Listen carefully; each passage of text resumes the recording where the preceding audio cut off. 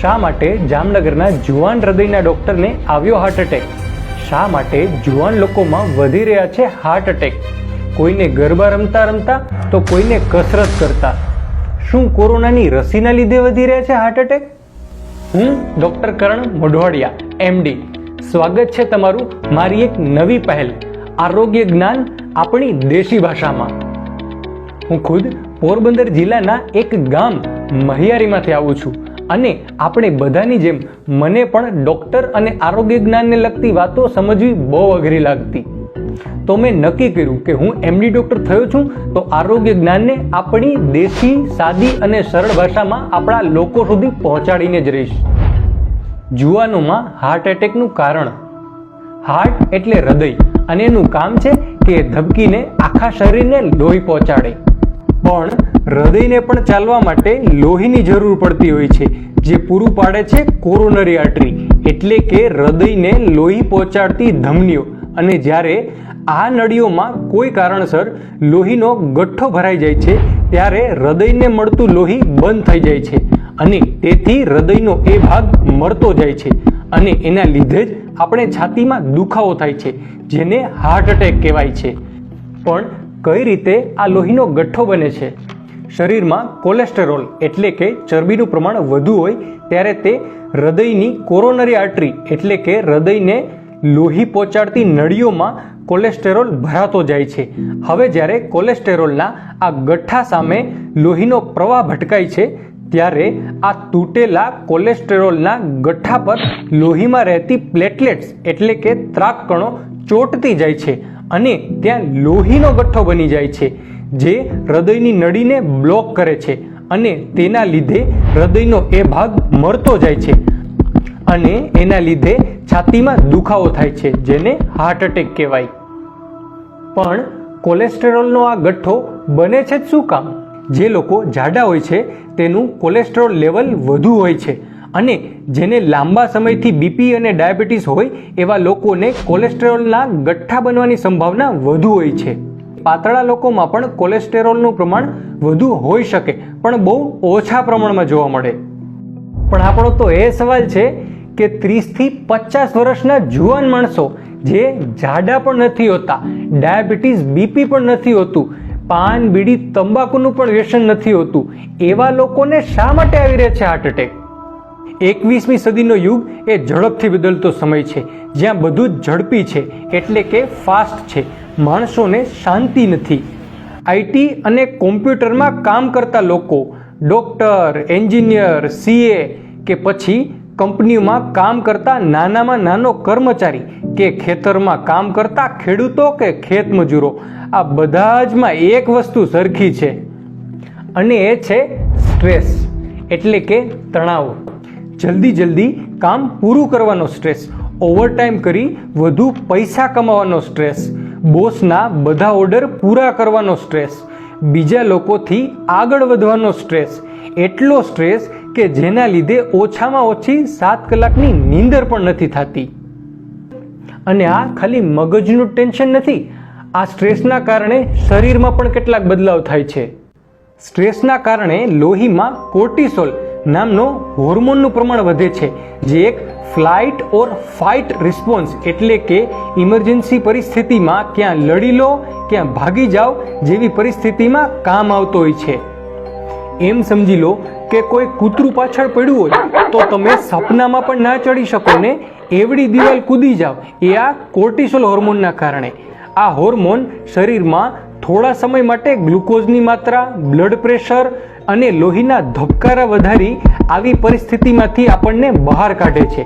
પણ આ થોડાક સમય માટે જ અને ખાલી સ્ટ્રેસ અથવા તો ઇમરજન્સી પરિસ્થિતિમાં જ. પણ આ 21મી સદીના ઝડપી સમયમાં આ સ્ટ્રેસ વર્ષો કે મહિનાઓમાં એકવાર નહીં પણ કાયમી ધોરણે એક નહીં તો બીજા કારણે આવતો હોય છે. અને આ કાયમી સ્ટ્રેસના લીધે શરીરને કાયમી ઇમરજન્સી જેવી જ હાલત રહે છે. કાયમી ધોરણે વધુ રહેતો કોર્ટિસોલ શરીરમાં બ્લડ પ્રેશર અને હૃદયના ધબકારા વધારે છે અને આ બદલાવના કારણે શરીરમાં ઇન્ફ્લામેશન થાય છે, એટલે કે આપણા લોહીમાં રહેતા કોષો કંઈક વધુ જાગૃત રહે છે અને આ કોષો ભેગા થતા જાય છે અને જેને હાઇપર કોએગ્યુબલ સ્ટેટ કહેવાય છે, એટલે કે આપણી લોહી લઈ જતી નળીઓમાં ગઠ્ઠા બનવાની સંભાવના વધતી જાય છે. અને આ કાયમી રહેતા સ્ટ્રેસ કે ભાગદોડના લીધે આપણને જાણતા અજાણતા ખબર જ નથી કે આપણે આપણા શરીરને કેટલું નુકસાન પહોંચાડી રહ્યા છે. પણ શું ખાવા પીવાની ખોટી આદતોના લીધે હાર્ટ એટેક વધી શકે? ભારતમાં પશ્ચિમી દેશોનું ખાવાનું કે ફાસ્ટ ફૂડ જેવી કે પિઝા, બર્ગર, સેન્ડવિચ કે જેમાં અઢળક માત્રામાં ચીઝ અને તેલ વાપરવામાં આવતું હોય છે, આ બધી વસ્તુમાં વધુ માત્રામાં સેચ્યુરેટેડ ફેટ હોય છે, જેથી કોલેસ્ટ્રોલ વધે છે, જે ભાગ બને છે હૃદયના હુમલા વધારવામાં. અને અત્યારે પીવામાં આવતા પીણામાં ખૂબ જ માત્રામાં શુગર અને કેફીન વાપરવામાં આવતા હોય છે, જેના કારણે ડાયાબિટીસ અને મોટાપાનું પ્રમાણ વધી રહ્યું છે. 21મી સદીમાં વધતી જતી સુવિધાઓના કારણે આપણી જિંદગી સેડેન્ટરી લાઈફસ્ટાઈલ એટલે કે બેઠાડું જીવન થઈ ગયું છે અને આવા બેઠાડું જીવનમાં હવે આપણે ઓછું ખાવાની જરૂર છે. ત્યાં તો આપણે તો વધુ ચરબીવાળું અને વધુ કેલેરીવાળું જમવાનું ખાતા હોય છે. આપણે એમ કહીએ કે અમે તો પહેલેથી જ 2 રોટલા ખાતા અને એ પણ ઘીથી ધમધમતા. તો હું એમ કહું કે આપણા દાદા અને પરદાદા જેટલું ખેતીમાં કે બીજા કોઈ પણ ધંધામાં કામ કરતા ને એટલું હવે આપણે ક્યાં કરીએ છીએ. ખેતીમાં ટ્રેક્ટર, મજૂરો અને બીજા ધંધામાં અનેક પ્રકારના સાધનો આવવાના લીધે આપણું કામ ઘણું ઓછું થઈ ગયું છે અને આપણે આપણી ખોરાકી તો પહેલાં જેટલી જ રાખી છે, જેના લીધે મોટાપો, ડાયાબિટીસ અને કોલેસ્ટ્રોલનું પ્રમાણ વધી રહ્યું છે. શું માવા, તંબાકુ, બીડી કે સિગરેટના લીધે હાર્ટ એટેક વધી શકે? આ બધી વસ્તુમાં તંબાકુ જ હોય છે અને તંબાકુમાં નિકોટીન નામનું કેમિકલ હોય છે જે બીપી વધારે છે અને જ્યારે તંબાકુ સળગે ત્યારે તેમાંથી કાર્બન મોનોક્સાઇડ નામનો ગેસ બને છે જે બીપી અને હૃદયનું કામ વધારે છે, જે લાંબા સમયે હાર્ટ એટેકની સંભાવના વધારે છે. આપણે બહુ વાતો સાંભળી છે કે કોરોનાની રસી લીધા પછી હાર્ટ એટેકના કેસ બહુ વધ્યા છે. તો શું એ સાચું છે? એના પહેલાં આપણે સમજવું પડશે કે કોરોનાની બીમારી આવ્યા પછી આપણા જીવનમાં શું ફરક પડ્યો છે. અમે કોરોનાની સારવાર દરમિયાન અને 1-2 વર્ષ પછી પણ હજી પણ હાર્ટ એટેક અને સ્ટ્રોક એટલે કે પેરાલિસિસના હુમલાના પ્રમાણ વધતા જોયા છે. કોરોના વાયરસના ઇન્ફેક્શન પછી શરીરમાં સતત ઇન્ફ્લામેશન રહે છે અને ઘણી બધી સ્ટડીમાં જોવા મળ્યું છે કે એના લીધે હાઇપર કોએગ્યુબલ સ્ટેટ થાય છે, એટલે કે શરીરની લોહીની નસોમાં ગઠ્ઠા બનવાની પ્રક્રિયા વધી જાય છે, જેના લીધે જો હૃદયની નસોમાં લોહીનો ગઠ્ઠો થાય તો હાર્ટ એટેક અને મગજની નસોમાં લોહીનો ગઠ્ઠો થાય તો સ્ટ્રોક એટલે કે પેરાલિસિસનો હુમલો આવે છે. અને જેટલો કોરોના વધુ સિરિયસ એટલો વધુ ચાન્સ. પણ જ્યારે કોરોનાનું સામાન્ય ઇન્ફેક્શન થયું હોય કે પછી છાનોમાનો થઈને નીકળી ગયો હોય એવા લોકોમાં પણ હાર્ટ એટેકની સંભાવના વધી ગઈ છે. અને આ જ કોરોનાના ઇન્ફેક્શનને આપણે ઓછો સિરિયસ બનાવવા માટે જ કોરોનાની રસી લીધી હતી. પણ હવે કોરોનાની રસીની પણ સાઈડ ઇફેક્ટ જોવા મળી છે, જે છે માયોકાર્ડાઇટિસ એટલે કે હૃદયના સ્નાયુઓનું ઇન્ફ્લામેશન, જેના લીધે પણ હાર્ટ એટેક આવી શકે છે. પણ આ સાઈડ ઇફેક્ટ તો ઘણી બધી રસીઓના કારણે પણ જોવા મળે છે. કોરોનાની રસી લેવાના લીધે જે હાર્ટ એટેક આવવાના ચાન્સ છે ને એના કરતાં તો કોરોનાનું ઇન્ફેક્શન થાય અને એના લીધે જે હાર્ટ એટેક આવવાના ચાન્સ છે ને એ ઘણા વધુ છે. એટલે એ વસ્તુનો તો કોઈ મતલબ નથી કે કોરોનાની રસી ના લીધી હોત તો સારું હોત. તો આપણે જે લીધું છે એ બરાબર છે. આપણે ઘણા વિડીયો જોયા છે કે જેમાં લોકોને ગરબે રમતા રમતા કે પછી કસરત કરતા હુમલા આવે છે. તો એ કઈ રીતે આવે છે? જ્યારે આપણે એક્સરસાઇઝ કે કસરત કરીએ ને ત્યારે આપણા હૃદયને વધુ લોહી પહોંચાડવું પડે છે આ બધા અંગો સુધી પહોંચાડવા માટે, અને તેને લીધે હૃદયનું કામ વધી જાય છે, જેના લીધે હૃદયને પોતાને પણ લોહીની જરૂરિયાત વધી જાય છે.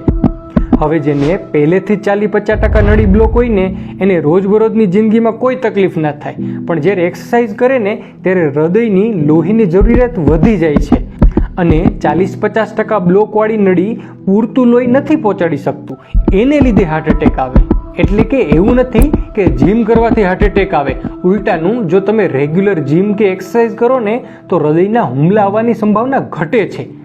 તો જો તમને થોડી ઘણી કસરત કરતાં જ છાતીમાં દુખાવો થાય ને તો એ સંકેત છે કે તમને હાર્ટ એટેક આવવાનો છે. અને કસરત ન્યાન્ય બંધ કરો અને ડૉક્ટરને દેખાડો.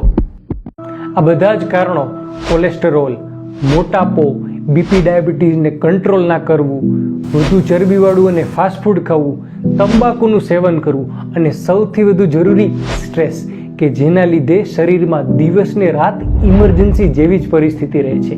આ બધાના કારણે શરીરમાં હાર્ટ એટેક આવવાની સંભાવના વધે છે. હવે તમને સમજાણું છે કે શા માટે 41 વર્ષના જુવાન હૃદયના ડૉક્ટરને પણ હાર્ટ એટેક આવ્યો. આ બધી વસ્તુથી પણ એક મોટું કારણ છે અને એ છે આપણા જ્ઞાનનો અભાવ. આપણે ખબર જ નથી કે આપણી બાજુવાળી વ્યક્તિને જો હાર્ટ એટેક આવે તો કઈ રીતના ઓળખવું, શું તેના લક્ષણ હોય છે, અને અમુક સામાન્ય વસ્તુઓનું ધ્યાન રાખવાથી જ આપણે હાર્ટ એટેકથી બચી શકીએ છીએ. તો આજે આપણે સાદી અને સરળ ભાષામાં શીખ્યા કે શા માટે હૃદયના હુમલાઓનું પ્રમાણ વધી રહ્યું છે. હોસ્પિટલના કામકાજમાંથી થોડો સમય કાઢી હું કોશિશ કરતો હોઉં છું કે આપણી ડૉક્ટરને લગતી વાતો એ પણ આપણી એકદમ દેશી અને સાદી ભાષામાં તમારા સુધી વધુમાં વધુ કેમ પહોંચાડી શકું. તો ટૂંક સમયમાં આપણે એના પર વિડીયો બનાવશું કે હૃદયના હુમલાને એકદમ સહેલાઈથી કેવી રીતના ઓળખવો અને કઈ રીતે એનાથી બચવું. તો આપણી ચેનલ ડૉક્ટર કરણ મોઢવાડિયા સબસ્ક્રાઈબ કરી લો આપણા આગળના બધા વિડીયો માટે. અને હજુ પણ તમારા મનમાં કોઈ સવાલ હોય તો મન મૂકીને કોમેન્ટ કરી દેવી. હું બને એટલી કોશિશ કરીશ કે તમારા કોમેન્ટનો જવાબ આપી શકું અને આપણે આગળ પણ એ ટોપિક પર વિડીયો બનાવી શકશું. ચલો તો ત્યાં સુધી રામ રામ, સીતારામ ને જય માતાજી બધાને.